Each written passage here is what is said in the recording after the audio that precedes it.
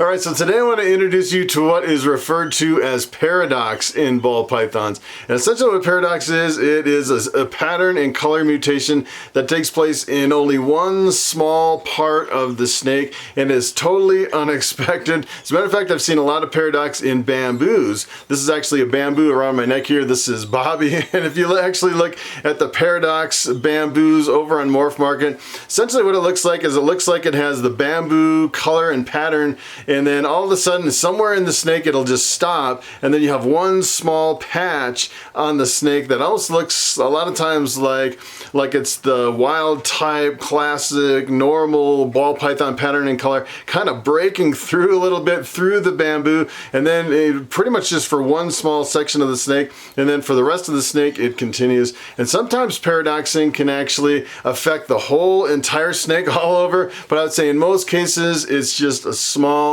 little spot on the snake that is an unexpected color and pattern.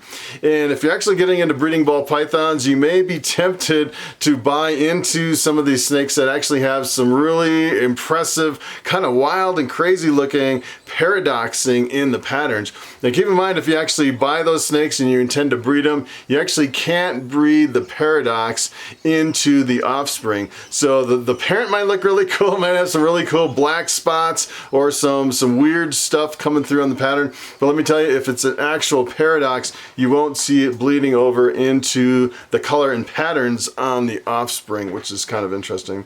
So what I'm going to do is I'm going to bring you over to the internet and I want to show you all about the paradox. Alright, so I'm going to jump back and forth between the world of ball pythons and Morph Market. And if you're thinking about buying into a ball python breeding project, and say for example, alright, you want to buy some paradox ball pythons that look really cool, you don't care if the paradox transfers to the offspring, one thing you really have to keep in mind is there's something close to the paradox that is called a chimera. And chimeras are often confused with the paradox. And this example right here, this is actually a chimera.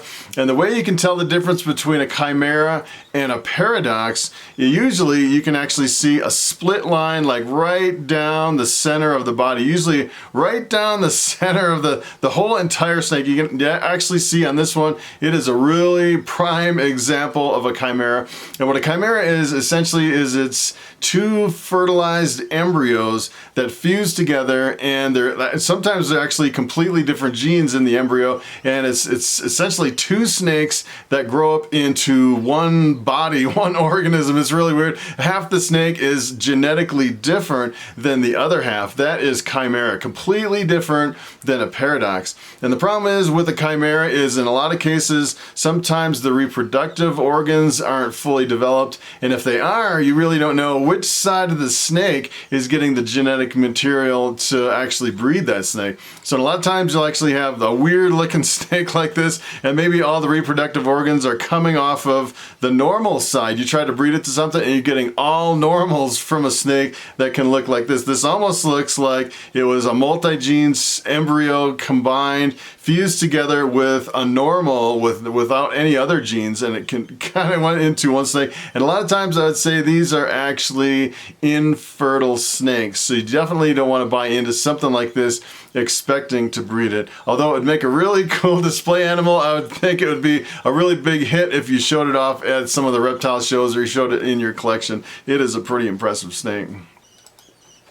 So here is the pied, and I say probably the pied is in the top 3 as far as one of the morphs that really you see a lot of paradoxing in pieds. And the interesting thing is when you actually see paradoxing in pieds, it actually shows up, and a lot of times it actually shows up as a black splotch on it's almost like a jet black spot that almost looks like someone tattooed a jet black little spot on the snake. It's pretty impressive. And take a look at this one. This is what I'm talking about right here. This spot right here is completely black, and the rest of the snake just looks like a regular pied. As a matter of fact, I was looking at one when I first got into ball pythons, and it looked like someone put a little wristband right around the snake. It was completely black in almost really sharp defined lines, a really dark wide band across the snake. I thought thought it was really interesting. And that's the problem is in a lot of these is they actually want a lot more money. So for example, this one is a male for $700. You know, it's probably a little bit more you're actually paying for the interesting effect of the paradoxing, even though it's not genetic. So here's another one. This is actually listed as a paradox, but now that you know about the chimeras, you can definitely tell. You look at the head on this one, you definitely tell that this is a chimera, probably not one that you would want to breed. And the funny thing is I actually have a chimera here in my collection, which is a spider pied, and it doesn't really have a split line down the middle of the head, but the one thing you can really tell with chimeras is a lot of times the eyes will be different colors, because keep in mind you have genetic material of two different snakes fusing together. One side can have like a red eye and the other side can have a green eye, and sometimes it looks really weird, and sometimes you can't tell at all that it's a chimera except for the eyes. So that's another thing you really want to watch when you're thinking about getting into a paradox project. So here's another one. This is another, it's interesting. Sometimes the black paradoxing on the pies is really solid black, and sometimes you have a little bit of color coming through. This is definitely a paradox. And I just pulled up a few examples of what a paradox can look like in the pies here. And this one is completely crazy. It looks like it's almost like a normal looking snake up to a certain point, and then it's almost like the lighter color from the pied being mixed in. And then right here it has another splotch of color, and sometimes it's totally random and unpredictable, and you get some really wild and crazy looking snakes. Sometimes it almost looks like 3 or 4 snakes in one because of all the really weird paradoxing. And keep in mind, if the eyes aren't different and you don't have the split color on the head, sometimes it's just a really weird genetic anomaly, and it's not transferred to the offspring, but the snake is still a good breeder, which is pretty interesting.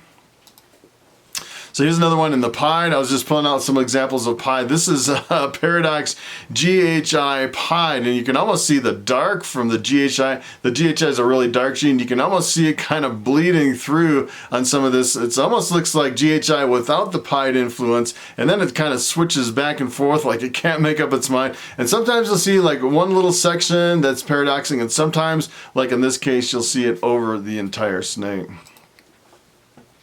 So the interesting thing about paradoxing is, as a matter of fact, when I first started in ball pythons about 5 years ago, I was reading on some of the forums on the internet, and there's a lot of talk about a gene called the atomic gene. And if you haven't heard about the atomic gene, it's not surprising. I don't think anyone's really proven it out to be successful, but essentially what it was a genetic paradoxing that was recessive. So the thought was the paradoxing is recessive. You breed 2 paradox ball pythons together and you get a whole clutch full of ball pythons that are full of paradoxing, which is kind of interesting. I've actually seen some snakes that have a tendency to throw offspring with paradoxing, but I haven't actually seen the paradox on every single offspring throughout the whole clutch. And I thought it'd be kind of interesting if someone actually got a whole collection starting from scratch and got all the paradox ball pythons, bred them all together, and see if you can find those 2 that would be compatible to where you could actually breed and prove a whole clutch of paradoxes, which would be kind of an interesting project to build on a collection. So this is the bamboo like Bobby around my neck. I would say bamboo's probably the number 2 that I've seen, probably the most paradoxing, and I haven't actually produced a paradox bamboo, but I just wanted to kind of scroll through here and show you some examples.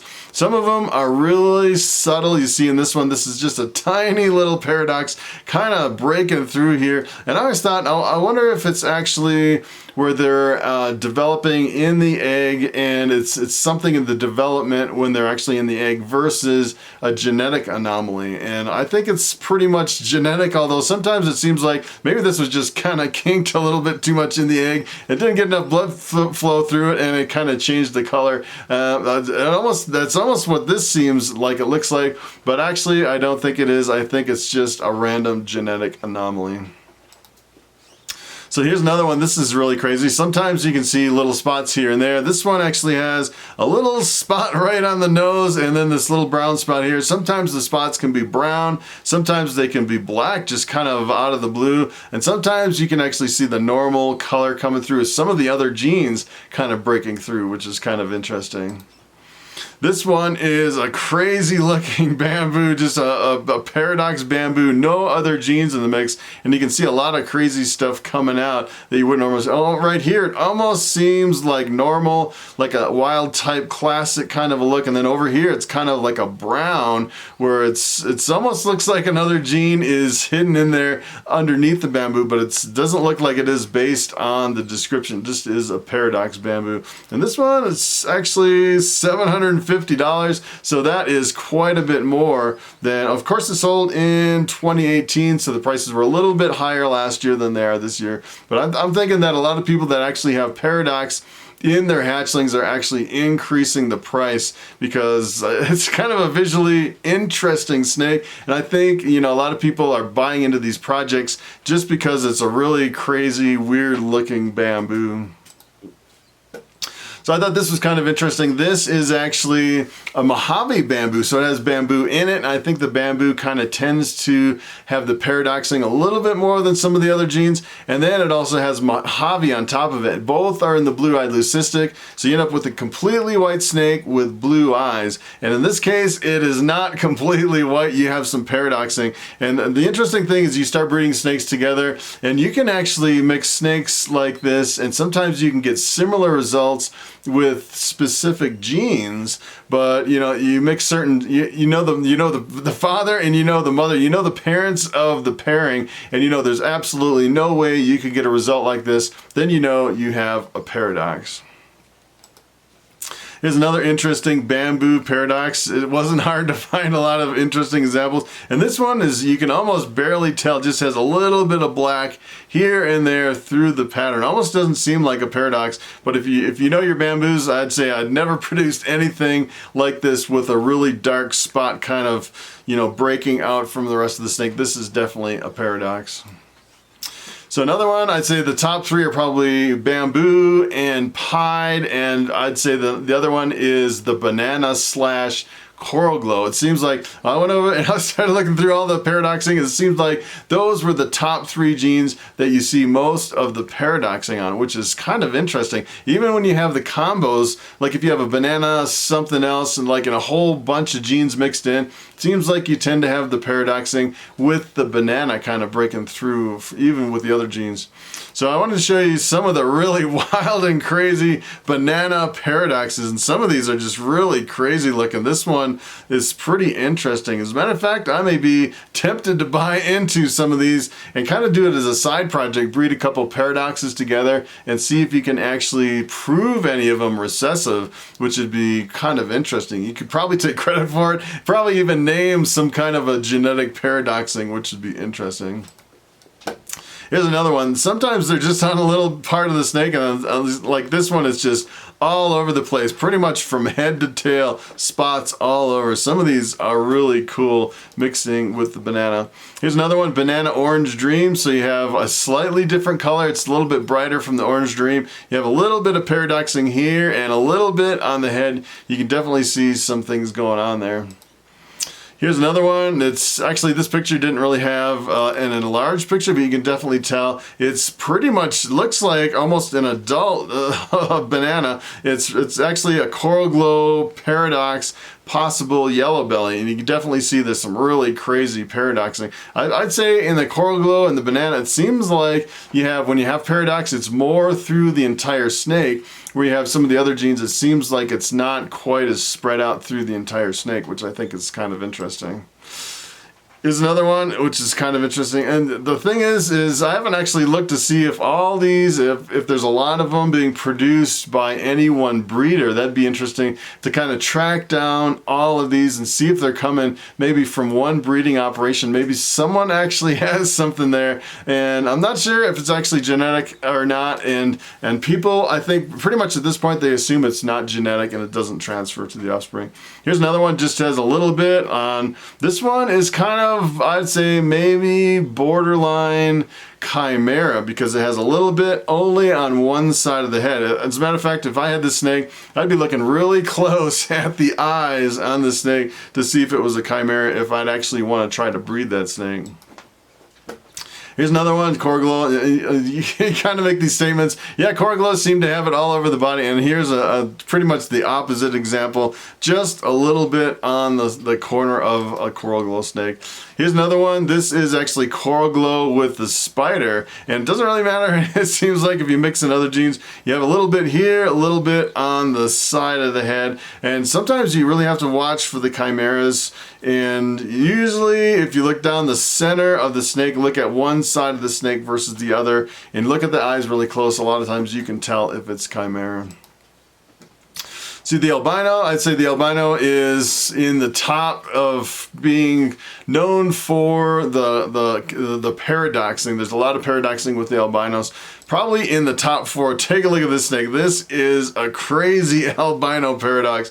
It's pretty funny. I was actually looking over here, and it only seemed like just a few morphs actually had the paradoxing, and albino was one of the most impressive because it's a really bright white and yellow snake, and then the paradoxing usually is really black. And sometimes it's interesting because some genes seem to have paradoxing a little bit more, and then on those specific genes it seems like it is one type of paradoxing. For example, in the pieds and the albinos, it seems like you always get the really dark black, almost like an ink black coming out of the, almost in every single case for the albino, you see this really black, dark kind of paradoxing come out, which I thought was kind of interesting. It'd be interesting to kind of figure this out on a genetic level, what is really going on. Here's another one. I found just a few examples of an ivory paradox. An ivory is a super yellow belly. You cross two yellow bellies together, and I think it's 25%. You actually get a super yellow belly, which is an all white snake. I've actually been thinking about getting one of these and then breeding it into my collection, where I know 100% sure I have yellow belly in every snake. Everything that this breeds to will get one copy of the gene, and it'll be yellow belly. And here is some crazy examples of the ivory paradoxing, and you can definitely tell on this one you don't really see the black like you see in the albinos and the pieds. You see some interesting colors and patterns kind of breaking out from the snake, and it's almost like every time you see a paradox with one specific type of snake, it always kind of breaks through as almost that same color and pattern. It's almost predictable as far as one snake to another. Here's another ivory paradox. This one is really wild. I'd actually be interested in buying something like this. This is actually a paradox ivory het clown. This is actually sold for $850 and born in 2019. So you definitely know that, well, I don't know, the ivory het clown, maybe that's a good price without the paradoxing. I have to go back and actually do some market research, figure out if people are actually marking these up. And I'm betting they are marking them up by a little bit just because of the really crazy colors and patterns.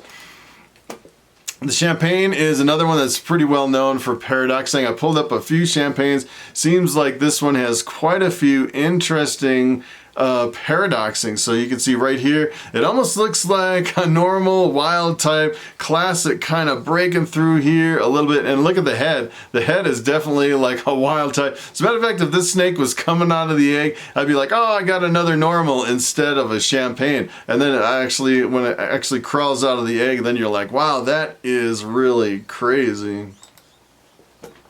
Here's another one. I pulled up a paradox bumblebee. This is actually a pastel spider, really impressive snake. And I would say the bumblebee is really, if you're actually shooting to produce bumblebees, it really depends on the line of spider and the line of pastel. Some pastels are really bright, and some spiders have this really banded pattern with not that much white going through. So this actually looks like a really bright line of pastel, a really interesting line of spider. To get this really awesome looking. This almost looks like a wasp or a hornet. This is a bumblebee. And here is what happens when you put paradoxing into the bumblebee. That is a crazy looking snake. That is, I'd almost be tempted to buy some of these just because they are so crazy looking. As a matter of fact, let me see how much this one sold for. This is actually a female, sold for $750. I guarantee you that one was marked way up just because of a really unique visual appearance. Here's another one. This is the last one I want to show you. This is the GHI Mojave, really dark black snake. Sometimes it has the spots coming down the top, or usually, you know, sometimes it has this really fluorescent line coming down. It's really a really awesome contrast between the really bright line down the back and the really black snake. And let me tell you, this picture doesn't really do the snake justice. I've actually seen these in person, and they are so intense and so amazing. This is a really awesome combo. Here's what happens when you mix in the paradoxing. This is the craziest thing I've ever seen. As a matter of fact, on most snakes, I actually see the black paradoxing coming in. This is the first one I've ever seen with white paradoxing coming in on a black snake. That's pretty awesome. All right, so it is time for the question of the day. And Umbraluna asks, what would happen if you bred a pinstripe to a clown? And that is a very good question. I've actually seen pictures of the pinstripe clown, and let me tell you, it is a pretty phenomenal snake. It actually doesn't look anything like a clown anymore. What it really looks like is it looks like a snake that has little spots from head to toe all over the snake, kind of a cross between the pinstripe and the clown. Just breaks up all the pattern into little spots. As a matter of fact, if you want to see what that snake looks like, you can go over to the World of Ball Pythons or over to Morph Market to see some examples of that snake. And the tricky part would be to actually breed the snake. You'd actually have to breed the dominant pinstripe to a recessive clown. So essentially what you have to do is you have to breed them together. You get the pinstripe het clowns, and then you breed that back to either a het or a visual clown to get the pinstripe clown. So that is pretty much it. Thanks for watching, and I will see you next time.